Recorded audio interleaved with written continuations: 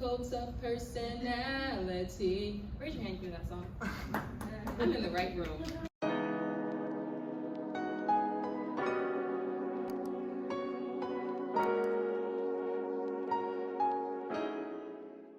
My name is Sadiqa Hooker, and I'm the Vice President of Public Relations at San Diego Toastmasters 7. And I'm going to be talking to you guys about how to be an effective communicator and public speaker. I've had a tremendous pleasure of being in the role of VP of PR at the club, and I'm just shy of 2 years. And in the 2 years, I've won some pretty cool accolades. I got Rookie of the Year for 2024, and I got Tall Tales Speech Contest 2023. So I came in swinging, and I'm super excited about that. Thank you. I appreciate that. Thank you. I'm also the founder of Soulspiration LLC. I'm a storytelling coach, and I'll teach you how to ignite the souls of your audience, whether online, digitally, or on stage. Let's talk about the meat of my topic for this portion of the conversation, and I want this to be a conversation. I know most of you in here are tenured, you know your jobs, but I think there's some things I think you can take away from this. So before you open your mouth to talk to anybody, you have a duty to understand who the heck your audience is. I don't care if it's a client, I don't care if it's your audience, your business. You need to know who you're talking to. So right now, I know I'm talking to KHIP health insurance brokers and agents. I know that you guys care about talking to legislation and making sure that you're making your customers have better policies, more affordable coverage. You know that your target audience is customers who need a policy, real people with health needs and families. But the other side of that is asking yourself, do I cast a wide net, or do I niche down and understand who exactly I'm talking to? So for any business, you can cast a wide net and just hope somebody, a fish gets it, or you can say, I know my audience is ages 35 to 50. I know they're mostly women. I know they usually work in this type of field, etc., etc. What do they need? You know your clients need affordable coverages, lasting good coverage. But the second part we tend to forget is to ask. Ask them what they need. So that way you can make a deeper connection between what's missing and what you have to offer.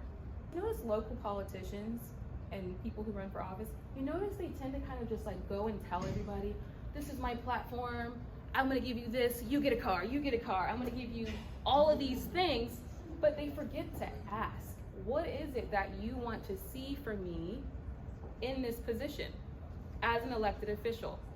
And so when you ask that question, you're then creating more opportunity for trust. So in business, I want you to think about yourself in public service, okay? Get into the mind of public service, and now you've gained far more leverage. What does your clients or audience need to feel from you? Now that you've established trust, right? You've asked them what they want, and now their ears are open, like, oh, this person really cares. They want to know what I want. You have an opportunity to create real connection and make them feel that they're being heard. Raise your hand if you've ever been in a conversation with someone and you felt like they heard you. Like, it feels nice, right? Like you have conversation with your spouse, your friend, and you're like pouring your heart out, and they're just like, yeah, I hear you. It feels really good. I know that personally. The next thing they need to feel from you is ingenuity. And you create that with empathy and storytelling. So if you're on the phone with a client and they say, I just had a friend of mine pass or whatever happened, then you have the opportunity to lead with empathy and then connect with them with a story that actually happened to you. You know what? I had a friend that went through that exact same thing. And I remember what that was like for them. So I know exactly what you're going through. So now that they feel that you're genuine and there's a real person on the other end of the phone, now you can lead in with what you have to offer, creating and providing peace of mind. So with you guys being in health insurance sales for a really long time, I'm sure you've heard, you're not buying a policy, you're buying peace of mind. But I think that's the best thing I've heard in a long time. It's true. Whatever you're selling, I want to know as a customer that I'm going to be investing in something that's going to be there when I need it and provide me genuine value. So now that we have laid the foundation, it's time to build the house. And now we can go in with what I like to call the 3 P's of public speaking. Now, what is the 3 P's of public speaking? They are passion. Do you care about what the heck you're talking about? Personality. Who are you and how do you show up? And prowess. Are you good at what you do? I'm sure you are, but something to consider.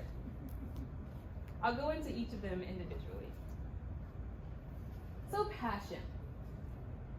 We are far more impactful when we actually care about what we're talking about. Because if I speak with conviction, when I feel it, you feel it.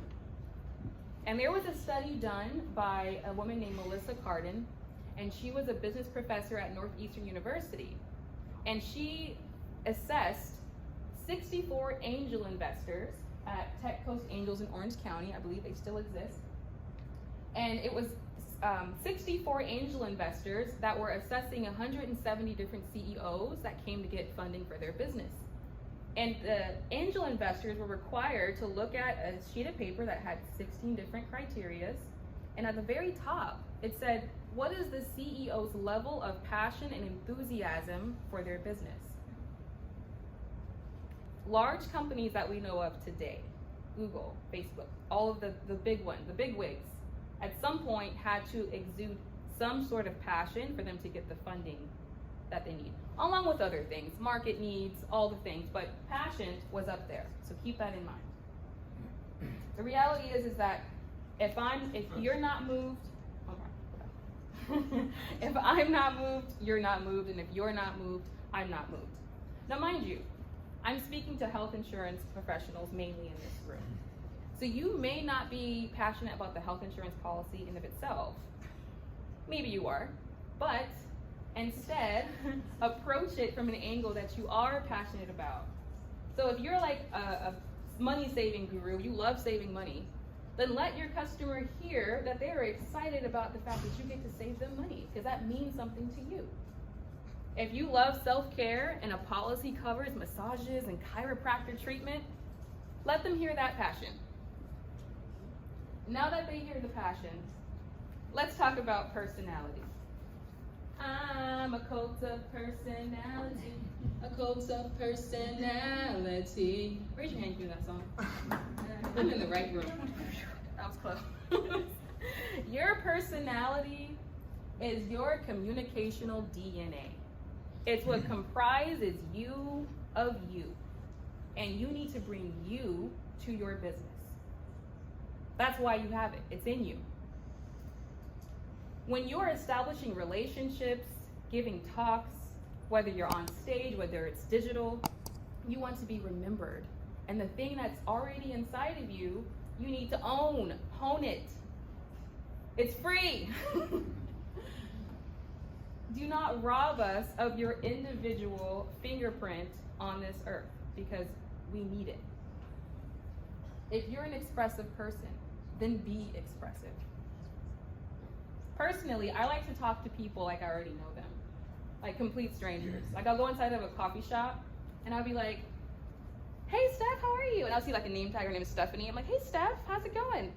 And she just looks at me, you know, they look at me like, have we met before? You know, probably not, but that's just how I am.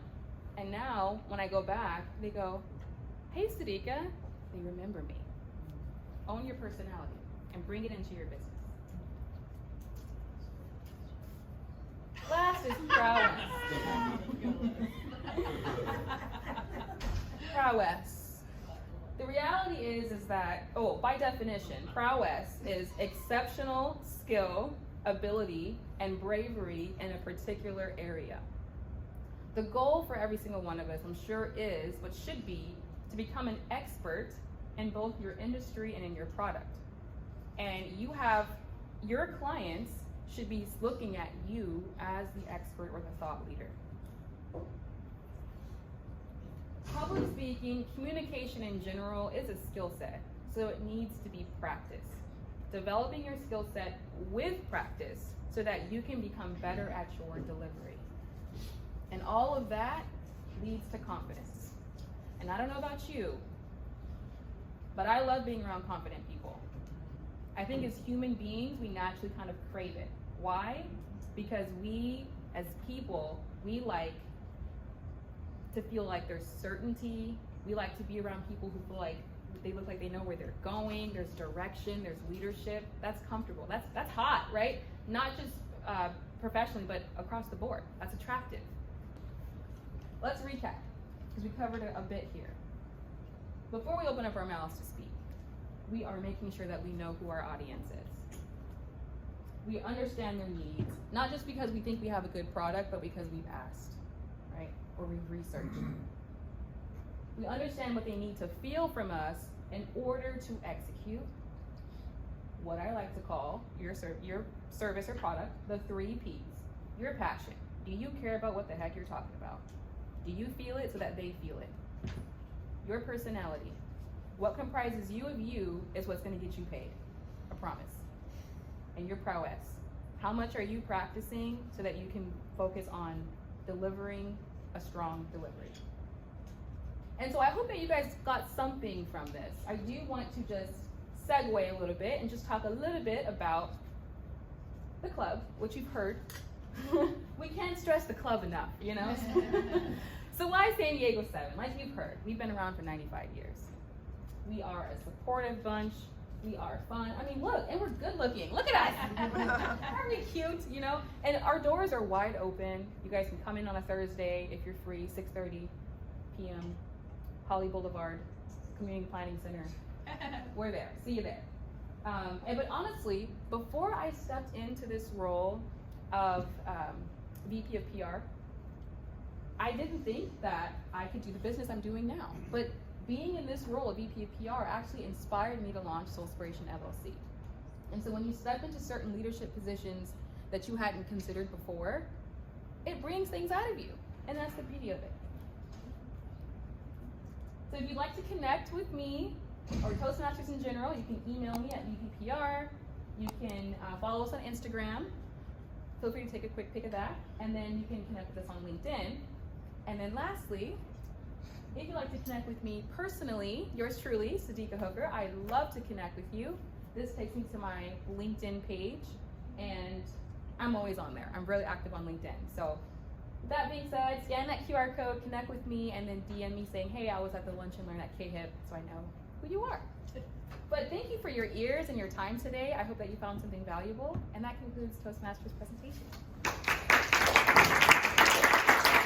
I want us to take a breather because we're full, you know, we are just hanging out. Can we like just rise up for a second? Can we stretch it out? Get up if you feel so inclined.